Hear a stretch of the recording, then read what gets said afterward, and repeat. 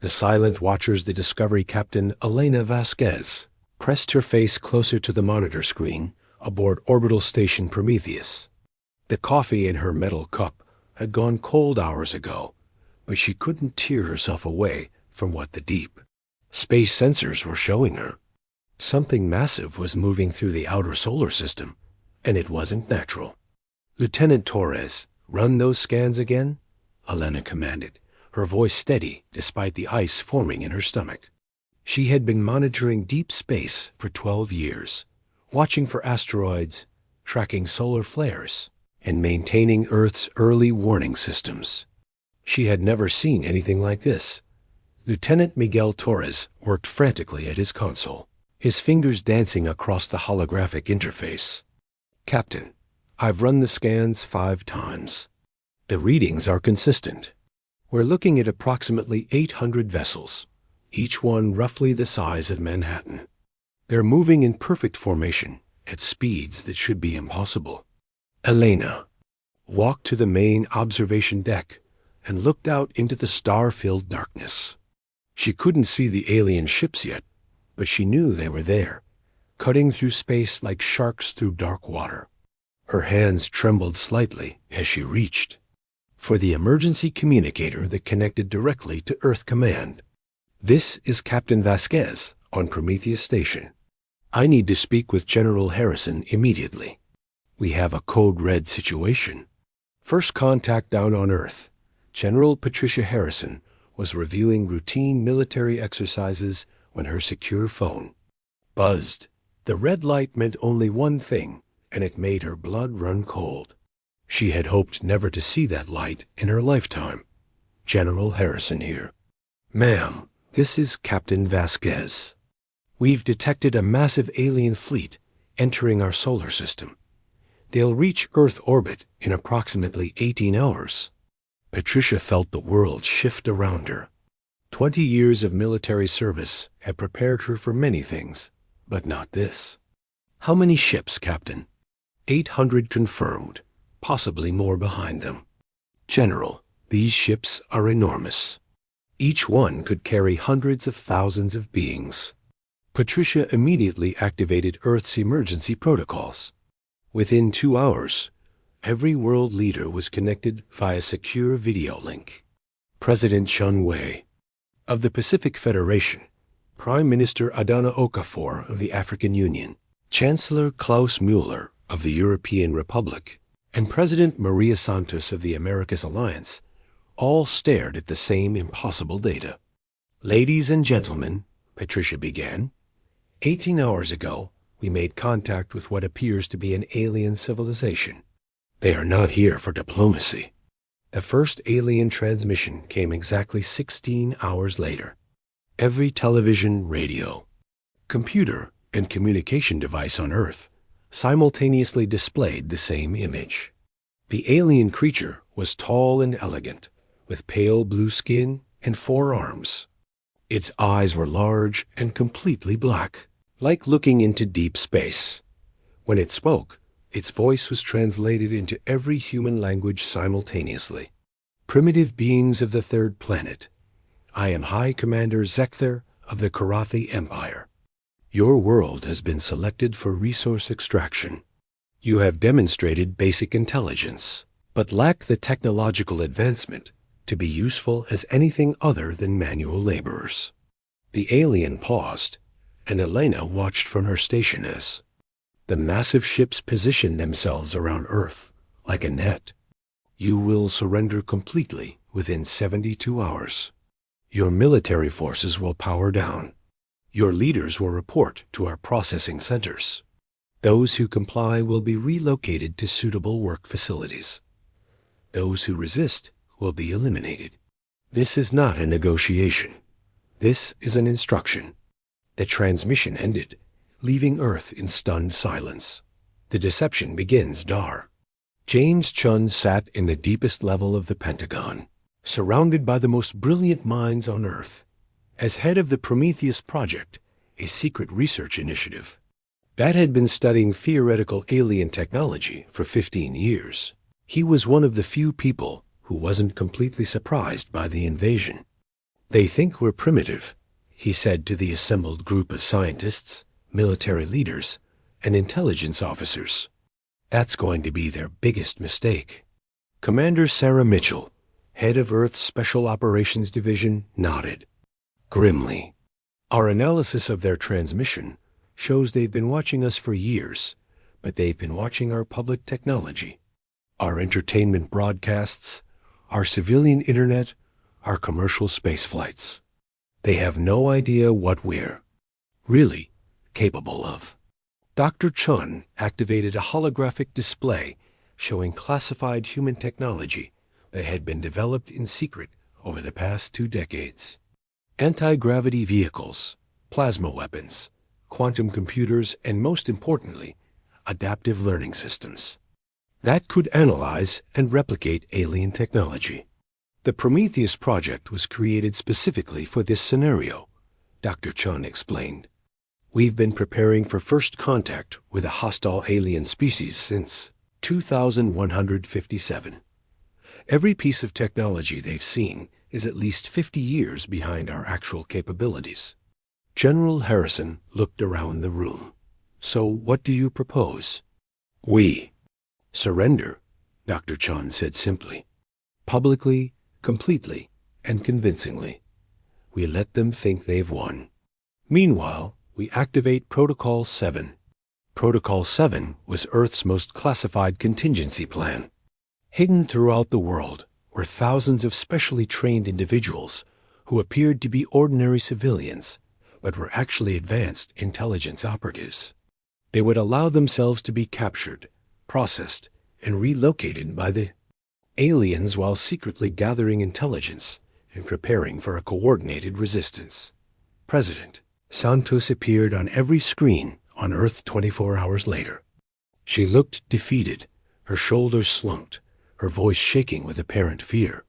My fellow humans, she began, after careful consideration and consultation with world leaders, we have decided to accept the terms offered by the Karathi Empire. We cannot risk the lives of 8 billion people in a war we cannot win. All military forces are hereby ordered to stand down. All civilian populations will report to the processing centers as instructed. Around the world, people watched in despair as their leaders surrendered without firing a single shot. But in secret facilities, resistance fighters smiled. The real war was about to begin. The infiltration captain Lisa Rodriguez had been a commercial pilot for 10 years, but her real job was far more important. As a Protocol 7 operative, she was one of the first humans to volunteer for alien processing. She stood in line with thousands of other people in Mexico City, watching as the aliens efficiently sorted humans into groups. The Karathi were methodical and clinical. They scanned each human with strange devices, categorized them by physical capability and intelligence, and assigned them to different transport ships. Lisa made sure to appear average in every way, neither too smart nor too capable. Turn came. The tall alien barely looked at her. Group 7. Mining operations. Transport 14. Lisa nodded submissively and walked toward the designated ship. But her trained eyes were recording everything. The aliens were arrogant and overconfident. They had minimal security because they believed humans posed no threat. Their technology was impressive, but not invincible. Most importantly, they were terrible at recognizing deception. Dr. Michael Park had been a university professor before the invasion, but he was also one of Earth's top xenobiologists. He volunteered to work in the alien medical facilities, helping to process captured humans.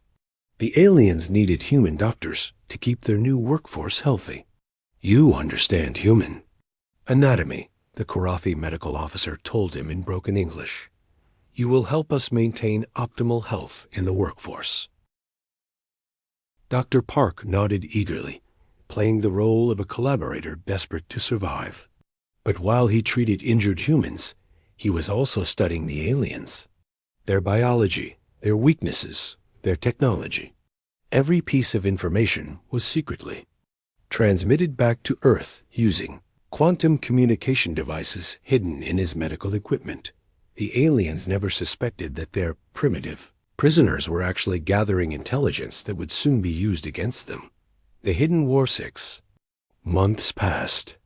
The Karathi had established mining operations across Earth, extracting rare minerals and resources with ruthless efficiency. Millions of humans had been relocated to work camps on distant worlds. The aliens were pleased with their conquest. High Commander Zekther stood on the observation deck of his flagship, looking down at Earth. The blue planet was being stripped of its resources exactly as planned. The humans had proven to be adequate workers, and their complete surrender had made the conquest almost effortless. "Status report," he commanded. "All mining operations proceeding on schedule," his aide reported. "Human workforce efficiency is within acceptable parameters. No signs of organized resistance. The planet should be fully processed within 3 standard cycles." Zekther nodded with satisfaction. The humans had been even weaker than expected. Most species put up at least some fight before surrendering, but these creatures had given up immediately. It was almost disappointing, but what Zekther didn't know was that in hidden facilities around the world, human scientists were working around the clock to analyze captured Karathi technology. Dr. Chun's teams had successfully reverse-engineered alien power sources, weapons systems, and most importantly, their communication networks in a secret base beneath the Rocky Mountains. Commander Mitchell coordinated with resistance cells on 17 different worlds.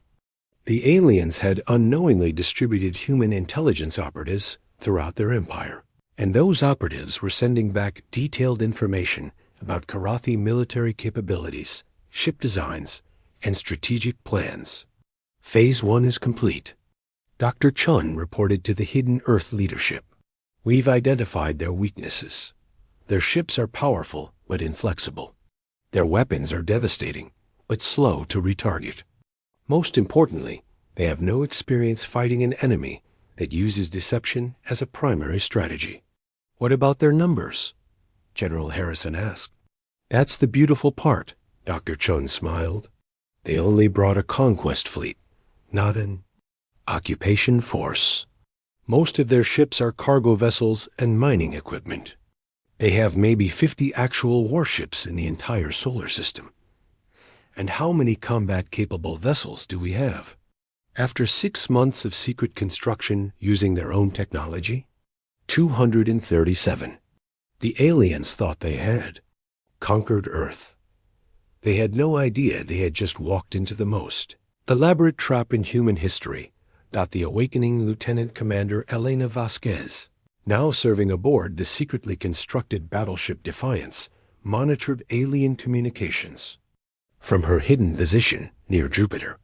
For months, the Karathi had been sending routine reports back to their empire about the successful conquest of Earth. But tonight, those communications had changed. "Captain, you need to hear this," she called to Captain Alex Rodriguez, who had been promoted to lead the human resistance fleet. The alien transmission was frantic, filled with panic and confusion. "High Command, this is Mining Station 7. We're under attack by unknown forces. Our security systems are failing. The humans ... The humans aren't what we thought they were." More transmissions flooded in from across the solar system. Human workers were simultaneously rising up in perfectly coordinated attacks. Mining facilities were being destroyed. Karathi personnel were being captured or eliminated. And most shocking of all, human ships were appearing out of nowhere, attacking with technology that the aliens thought only they possessed. High Commander Zekther stared at his tactical display in disbelief. Red warning lights flashed across every major Karathi installation in the solar system. Human resistance forces were attacking everywhere at once, using advanced weapons and ships that shouldn't exist. "How is this possible?" he demanded. "These creatures surrendered. They were defeated. We've been controlling them for 6 months." His tactical officer worked frantically at his console. "Sir, Our intelligence reports were wrong. The humans weren't defeated. They were ... They were studying us, learning from us. The surrender was a deception. Zekther felt something he hadn't experienced in decades of conquest. Fear. The humans had fooled them completely. While the Karathi believed they were efficiently processing a defeated species, the humans had been preparing the largest coordinated attack in galactic history. And now the trap was closing. Asterisk. The price of arrogance, the Revelation Captain Maria Santos gripped the command chair of the human battleship, Retribution, as it dropped out of stealth mode directly behind the Karathi flagship. 6 months of careful preparation had led to this moment. The aliens who had dismissed humanity as primitive were about to learn the true cost of their arrogance. All weapons charged and ready, reported Weapons Officer Lieutenant Jackson Kim. Target locked on their primary command ship. Not yet, Maria said calmly. Let them see us first. Let them understand what they've done to themselves. The Retribution was a masterpiece of human engineering combined with captured alien technology. It was faster than any Karathi vessel, more heavily armed than their largest battleships, and completely invisible to their sensors until it chose to reveal itself. More importantly, it was just one of over 200 similar ships that had been constructed in secret while the aliens celebrated their easy victory. High Commander, Zekther's massive flagship shuddered as proximity alarms screamed throughout. The bridge.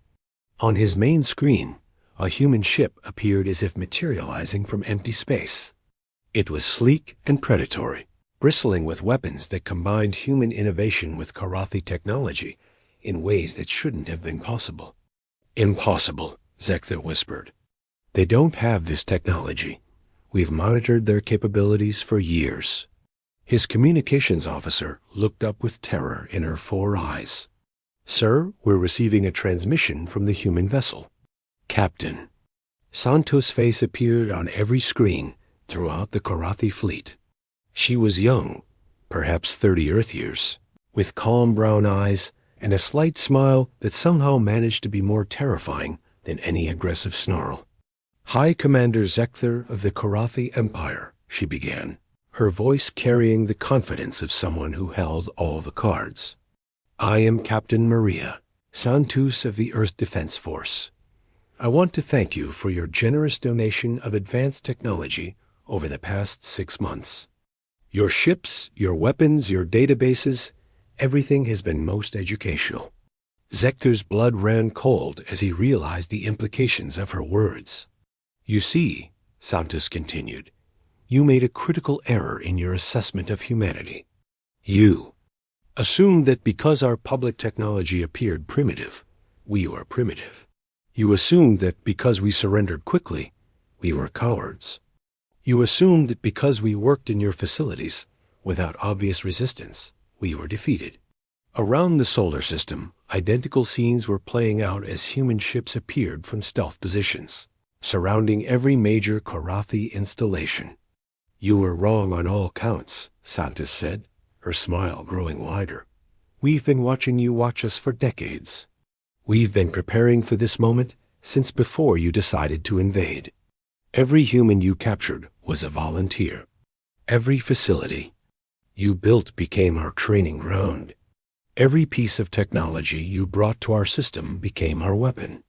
The Coordinated Strike Colonel David Park crouched in the ventilation system above the main Karathi Command Center on Earth.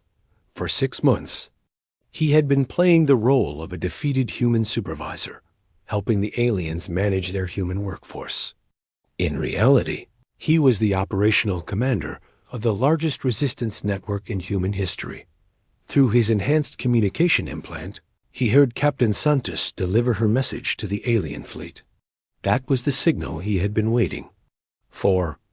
All units, this is Phoenix Command, he transmitted to resistance cells across the solar system. Operation Prometheus is now active. Repeat, Prometheus is now active. Across 17 different worlds where humans had been relocated, specially trained operatives received the signal. Within minutes, Coordinated attacks began on every Karathi installation in their empire. The aliens had unknowingly distributed human special forces throughout their territory, and now those forces were activating simultaneously. On Earth, Colonel Park's team emerged from their hiding places with weapons that combined human tactical thinking with alien energy technology. The Karatha guards in the command center barely had time to react before they were overwhelmed by attackers who seemed to appear from everywhere at once. Secure the primary communication array, Park ordered as his team systematically captured the facility. I want every alien transmission monitored and recorded. Let them call for help. Let them tell their empire exactly how badly they underestimated us. In the mining operations beneath the Pacific Ocean, Dr. Sarah Chun led a team of scientists and engineers who had been secretly sabotaging alien equipment for months. When the signal came, they activated hidden viruses that turned the aliens' own mining machines against them. The beautiful thing about their technology, Dr. Chun explained to her team as massive mining robots turned and began destroying alien installations, is that it's designed for efficiency, not security. They never imagined their own machines would be turned against them. Similar scenes played out across Earth. Alien facilities that had been operating smoothly for months suddenly erupted in chaos as their human workers revealed themselves to be highly trained saboteurs. Communication networks failed, security systems turned on their operators, and carefully planned escape routes became death traps. The Karathi had brought advanced technology to conquer primitive humans. Instead, they had given that technology to the most adaptable and innovative species in the galaxy, the space. Battle High Commander Zekther watched his tactical display with growing horror as human ships appeared throughout the solar system. They moved with impossible coordination, attacking his forces from every direction simultaneously. His powerful conquest fleet, which had seemed invincible just hours before, was being systematically destroyed by vessels that shouldn't exist. Return fire, he commanded. All ships, engage the human vessels. The Karathi fleet responded with devastating energy weapons that could crack planets and plasma cannons that burned hotter than stars. But the human ships moved like nothing the aliens had ever encountered. They twisted and spun through space in patterns that defied prediction, avoiding the aliens' powerful but slow weapons with ease. Captain Elena Vasquez, now commanding the destroyer Prometheus, led her squadron in a dancing attack pattern around a Karathi battleship 10 times her size. The alien vessel fired massive energy beams that would have vaporized her ship, but she was never where they expected her to be. The problem with overwhelming firepower, she said to her crew as they executed another impossible maneuver, is that it's useless if you can't hit your target. Target their weapon arrays. Let's show them what human precision looks like. Her ship's weapons, a hybrid of human targeting systems and alien energy technology, struck the massive battleship with surgical accuracy. Instead of trying to destroy it with brute force, the humans systematically disabled its weapons, engines, and communication systems. Across the battle zone, the same scene repeated dozens of times.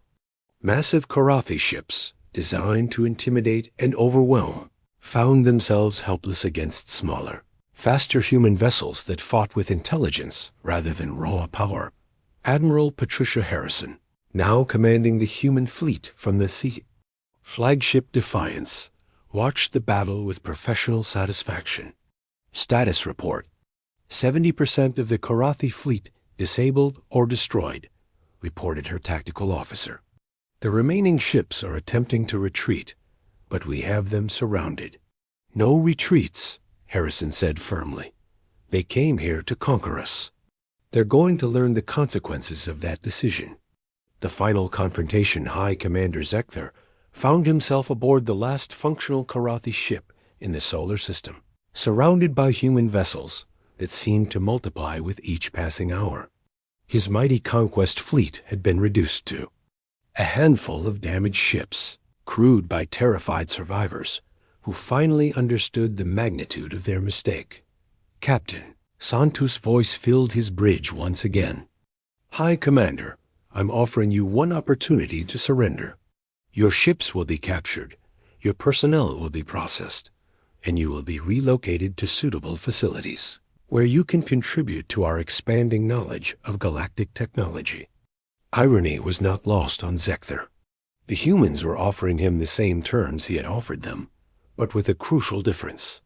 Where his offer had been backed by arrogance and contempt, theirs was backed by demonstrated superiority and complete tactical control. You cannot do this, Zekther said, his voice shaking with rage and fear. The Korathi Empire spans 1,000 worlds. When they learn what has happened here, they will send fleets that will turn your planet to ash. Santos' laughter was genuinely amused. High Commander, did you really think we only planned for your fleet? For the past 6 months, while you were congratulating yourself on conquering us, our people have been infiltrating your empire. Every major Korathi military installation, every shipyard, every command center now has human operatives in position. Zekther's remaining officers stared at their screens in disbelief as reports came in from across the Korathi Empire. Human resistance forces were simultaneously attacking installations on hundreds of worlds.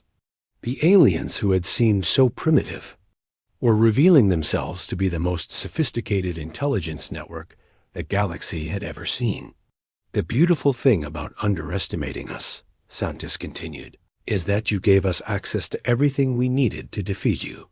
Your own ships carried our people throughout your empire. Your own facilities trained our soldiers. Your own arrogance made you blind to the trap you were walking into. Dr. James Chun appeared beside Santos on the communication screen. We've been studying your species for months, High Commander. We know your biology, your psychology, your technology, and most importantly, your weaknesses.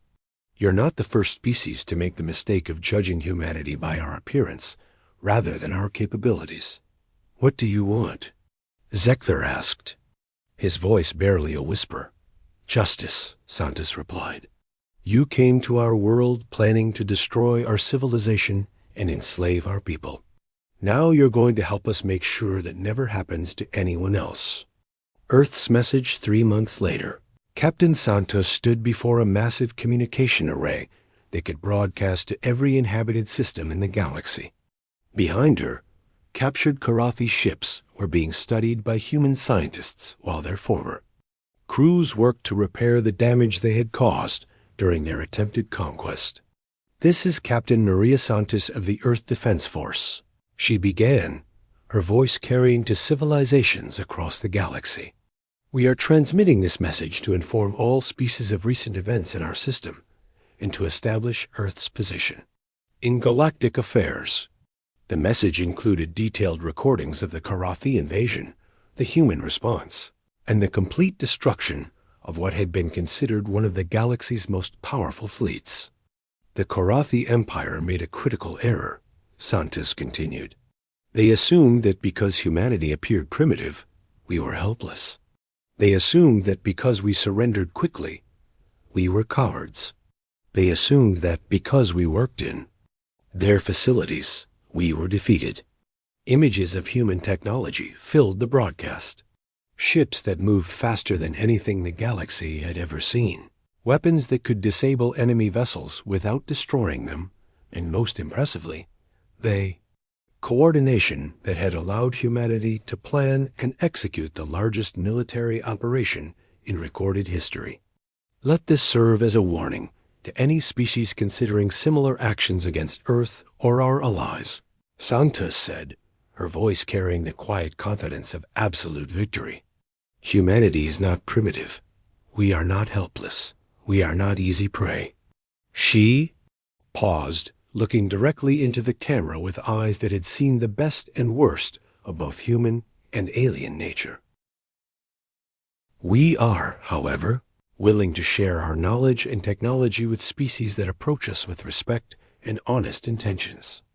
The same creativity and determination that allowed us to defeat the Karathi invasion can be used to benefit all sapient life in the galaxy. The broadcast ended with coordinates for Earth's new diplomatic facilities and an open invitation for peaceful contact. But it also included detailed technical specifications of human military capabilities, making it clear that while Earth welcomed friends, it was more than capable of dealing with enemies. High Commander Zekther, now working in a human research facility as part of his rehabilitation program, watched the broadcast with something approaching admiration. The species he had dismissed as primitive had not only defeated his empire, but had transformed themselves into a major galactic power in the process. "You could have destroyed us completely," he said to Dr. Chun, who was overseeing his integration. "Into human society, we could have," Dr. Chun agreed. "But that would have made us no better than you were. Instead, we chose to prove that strength doesn't require cruelty, and victory doesn't require genocide." As Earth's message spread across the galaxy, species that had lived in fear of conquest began to hope for something better. The humans had proven that even the most powerful oppressors could be defeated by intelligence, preparation, and the courage. To fight for freedom thought the age of easy conquest was over. The age of human leadership in galactic affairs had begun, and throughout the cosmos, would-be conquerors received a simple message.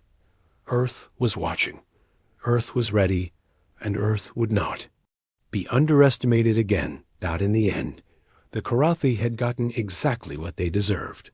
They had come seeking to exploit what they saw as primitive weakness. Instead, they had awakened a sleeping giant whose strength lay not in advanced technology or overwhelming numbers, but in the infinite creativity and indomitable spirit that had always been humanity's greatest weapon. The galaxy would never be the same. Asterisk.